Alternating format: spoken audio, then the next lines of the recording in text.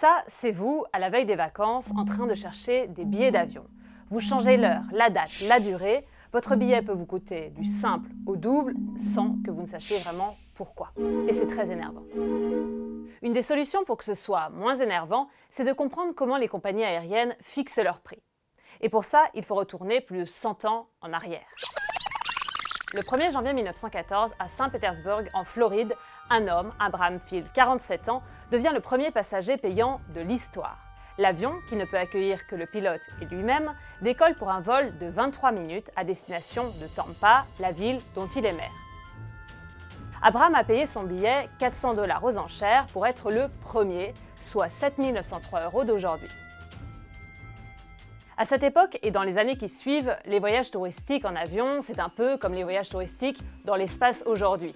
Les billets coûtent en gros tous le même prix, cher, et ils sont réservés aux très riches. Petit problème pour les compagnies, le nombre de personnes riches est limité.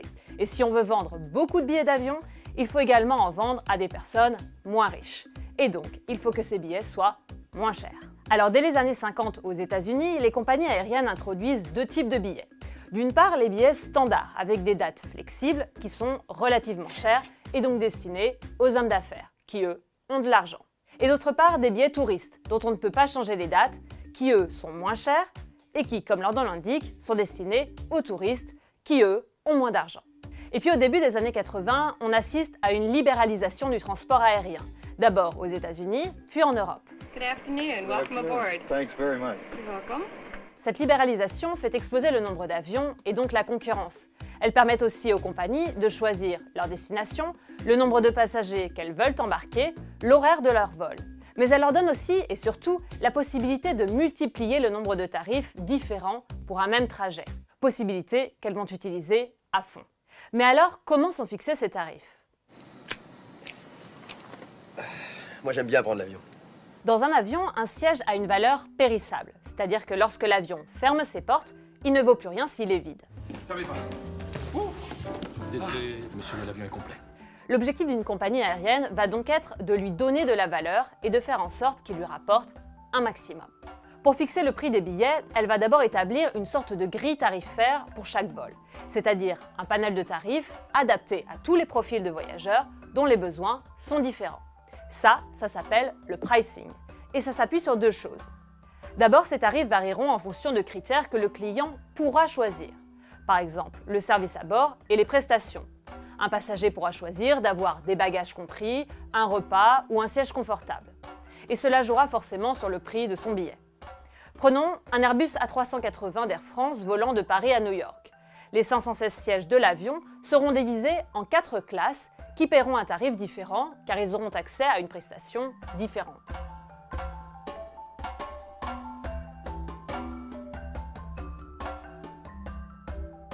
Et le prix pourra aussi varier selon la flexibilité du billet. On paiera alors la possibilité de changer d'avis.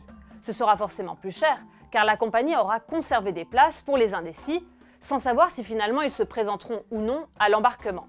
Et cette incertitude a un coût. Ensuite, les prix pourront varier en fonction du profil des passagers. Profil que les compagnies peuvent connaître grâce à leurs critères de réservation.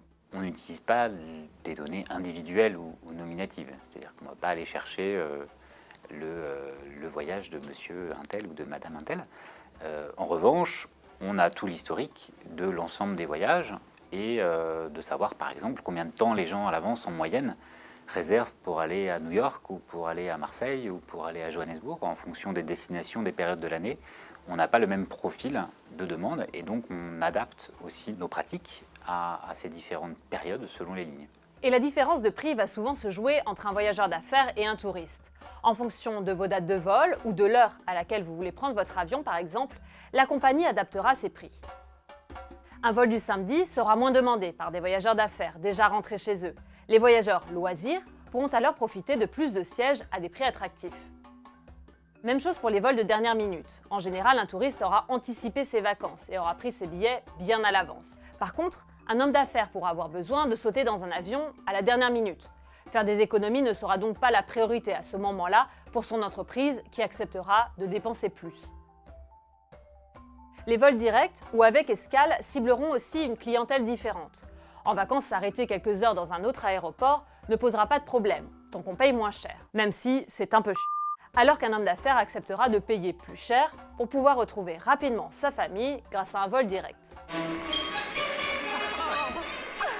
En clair, dans un même avion, des passagers assis l'un à côté de l'autre pourront avoir payé des prix très différents. Dernier paramètre très volatile qui joue sur les tarifs, celui de l'offre et de la demande. En gros, c'est un peu comme dans un supermarché. Si vous voulez acheter des fraises en plein hiver, elles seront forcément plus chères car elles seront rares et précieuses. C'est pareil avec les vols. Plus il y aura de demandes, plus les billets seront rares et donc chers. Et pour adapter leurs prix, les compagnies utilisent la méthode du yield management ou revenu management. Cette méthode, venue des États-Unis, permet de les ajuster en temps réel à partir des statistiques des années précédentes. Le but, remplir l'avion et faire un maximum de chiffre d'affaires.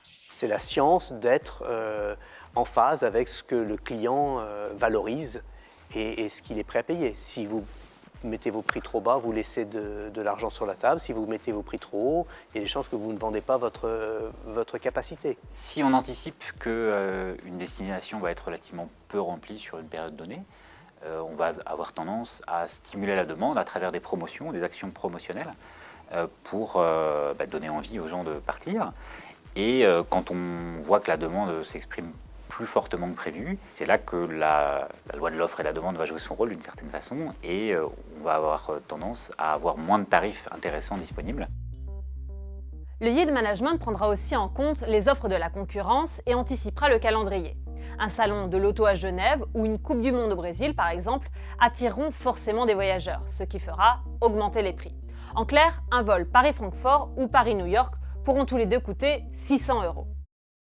Mais ce n'est pas comparable, car les critères de ces billets pourront être très différents comme on vient de le voir, ce qui jouera sur les prix. Ça y est, on décolle. Enfin, j'espère. Bon, bah ça va.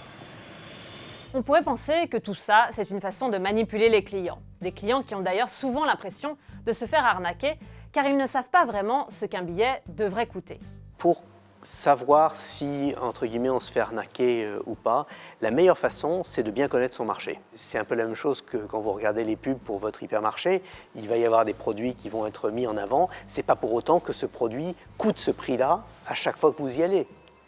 Il y a des promotions. Il ne faut pas mélanger une promotion qui cherche à stimuler de la demande avec un prix qui est constant dans le temps. En réalité, le yield management a permis de démocratiser les voyages en avion. C'est parce que certains prix sont très élevés que d'autres peuvent être très bas. C'est parce que la compagnie fait payer très cher les classes business et affaires que les classes éco pourront voyager plus facilement. D'une façon générale, les prix des billets d'avion ne cessent de baisser et rien qu'en 2016, ils ont perdu 38 € en moyenne par rapport à 2015, selon les chiffres de l'Association internationale du transport aérien. Alors quelques petits conseils pour réserver un billet le moins cher possible. D'abord, il faut vous y prendre à l'avance. Les réservations moins chères de dernière minute sont finalement un mythe. Autre conseil, être flexible sur ces dates de réservation et enfin bien connaître le marché pour guetter les meilleures promotions.